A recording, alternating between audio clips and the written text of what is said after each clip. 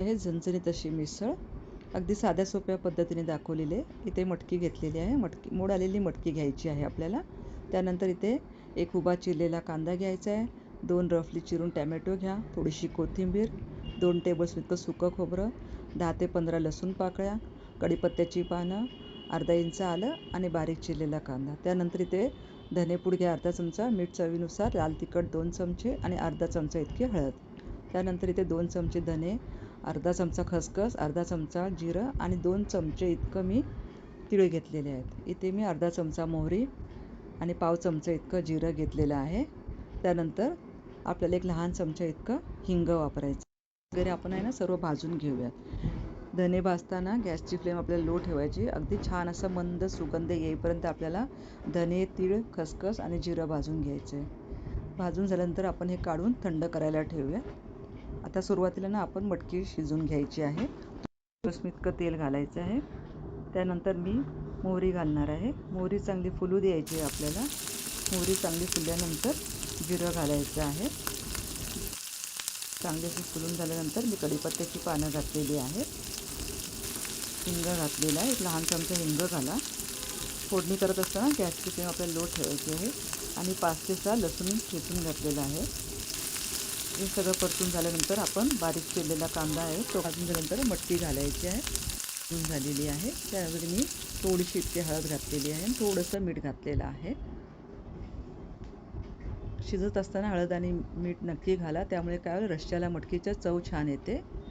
आता घेतलेलं आहे त्याची पूड करून घेतलेली आहे. ते थंड झाल्यावरती त्यानंतर तव्यामध्ये सुकं खोबरं चांगलं भाजून घ्यायचं आहे.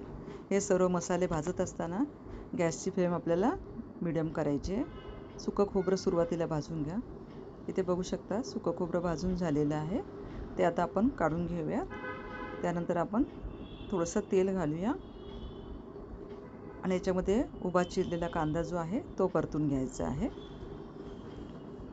याच्यामध्ये तुम्ही तुमचा घरचा मसालासुद्धा वापरू शकता.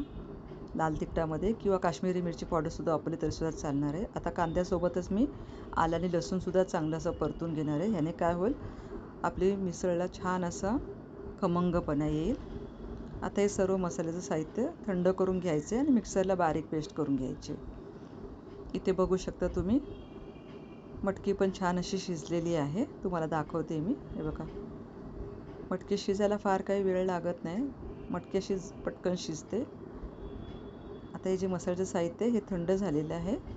आता हे मिक्सरमध्ये पाणी न घालता बारीक अशी पेस्ट करून घेऊयात.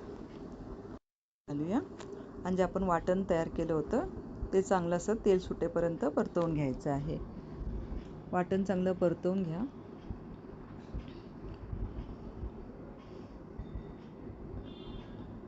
अगदी फार काही वेळ लागत नाही वाटण परतायला, कारण मसाले सर्व आपण भाजून घेतलेले आहेत. आणि जे कोरडे मसाले होते ते सुद्धा ह्या स्टेजला घालायचे आहेत. आणि चांगलं तर्री सुटेपर्यंत आपल्याला हे मसाले चांगले असे तेलामध्ये परतवून घ्यायचे आहेत. इथे बघू शकता तुम्ही पटकन अशी छान अशी तर्री सुटलेली आहे. मीडियम फ्लेमवरती आपल्याला हे मसाले सगळं भाजून घ्यायचे आहे. आणि झणझणीत अशी मिसळ तयार होते. ती तुम्ही एकदा नक्की ट्राय करा. आणि आपण जे ते धने वगैरे भाजून घेतले होते ना, तो मसाला पण ह्या स्टेजलाच टाकायचा आहे. आता परतवून झालेला आहे. आता इथे मी मटकी जी शिजलेली आहे ना ती घालायची आहे. सुरुवातीला मटकीतलं सर्व पाणी घालून घेऊया. तुम्ही डायरेक्ट मटकी फोडणीला घातली न शिजवता तरीसुद्धा चालणार आहे. पण मटकी शिजवून घ्या. खूप भारी लागते ही मिसळ. अशा पद्धतीने तुम्ही एकदा नक्की ट्राय करा मिसळ. आणि पटकन अशी तयार होते ही रेसिपी.